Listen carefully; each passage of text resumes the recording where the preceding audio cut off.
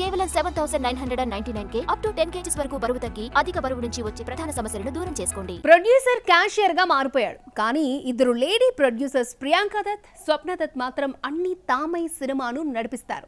Magic ని కాకుండా కథను మాత్రమే నమ్ముకుని హిట్స్ మీద హిట్స్ కొడుతున్నారు. వైజయంతి మూవీస్, స్వప్న సినిమా బ్యానర్ ఏదైనా ఇంప్రెస్ చేసే సినిమాలు తీయడం వీళ్ళకి అలవాటైపోయింది.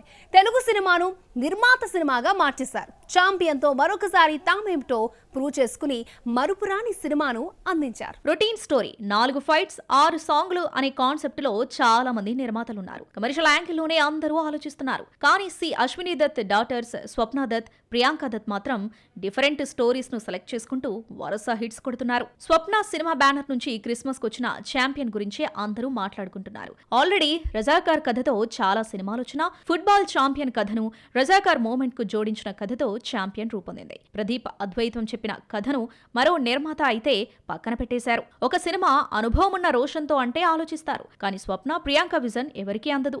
కథపై ఉన్న నమ్మకం, హీరోను ఛాంపియన్ గా స్క్రీన్ పై ముందే ఊహించుకున్నారు స్వప్న, ప్రియాంక టీం. పెళ్లి సందడి తర్వాత రోషన్ 4 ఏళ్లు మరో సినిమా చేయలేదు. ఛాంపియన్ ఆలస్యం అవుతుందని, ఈలోగా మరో మూవీ చేసుకుని రమ్మని నిర్మాతలు హీరోకి చెప్పినా కథపై ఉన్న కాన్ఫిడెన్స్ తో ఛాంపియన్ తో ఉండిపోయాడు. పెళ్లి సందడిలో లవర్ బాయ్ గా కనిపించిన రోషన్ కు ఛాంపియన్ యాక్షన్ హీరోగా గుర్తింపు తెచ్చింది. ప్రియాంక, స్వప్న ఇన్వాల్వ్మెంట్ మామూలుగా ఉండదు. ప్రతి విషయాన్ని దగ్గరుండి చూసుకుంటారు. కథలో, మ్యూజిక్ లో, ఫైట్స్ లో, డాన్స్ లో, ఒక్కటేంటి అన్నింటిలో వీళ్ళ మార్క్ కనిపిస్తుంది. లేదంటే కల్కి, మహానటి, సీతారామం వంటి క్లాసిక్స్ వచ్చేవి కావు. తెలుగు సినిమా చరిత్రలో అశ్విని దత్తి ఒక పేజ్ అయితే స్వప్న దత్, ప్రియాంక దత్ తక్కువ టైంలో తమకంటూ ఒక స్థానం సంపాదించుకున్నారు. వైజయంతి మూవీస్ బ్యానర్ లో ఎన్నో సిల్వర్ జూబ్లీ మూవీస్ ఇచ్చిన అశ్విని దత్ నిర్మాణ బాధ్యతలను కూతుళ్లు స్వప్న, ప్రియాంకకు అప్పచెప్పారు.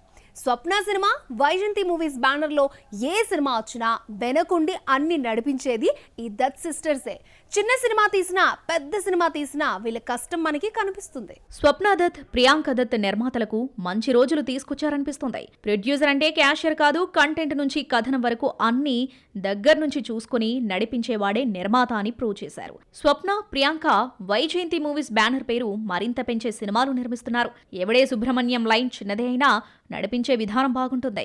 తెలుగు బయోపిక్స్ లో ఎవర్ గ్రీన్ గా మహానటి నిలిచింది. సీతారామంతో చేసిన ప్రయోగం సక్సెస్ అయింది. మైథలాజికల్ థ్రిల్లర్ కల్కి వరల్డ్ వైడ్ 1000 కోట్లు కలెక్ట్ చేస్తుంది. హీరో హైలైట్ గా నిలిస్తే సింగిల్ మ్యాన్ షో అంటారు. డైరెక్టర్స్ క్రియేటివిటీ ఎక్కువగా ఉంటే డైరెక్టర్స్ మూవీ అంటారు. కానీ ఛాంపియన్ మాత్రం నిర్మాత సినిమా. ఈ చిన్న సినిమాపై 40 కోట్లు ఖర్చు పెట్టడంతో నిర్మాతల సాహసం, ధైర్యం కనిపిస్తుంది. కొత్త కథల గురించి మాట్లాడాల్సి వస్తే మలయాళ సినిమాలను గుర్తు చేసుకుంటారు. తెలుగులో కొత్త ధనానికి Vyjayanthi movies, Swapna cinema care of గా మారింది.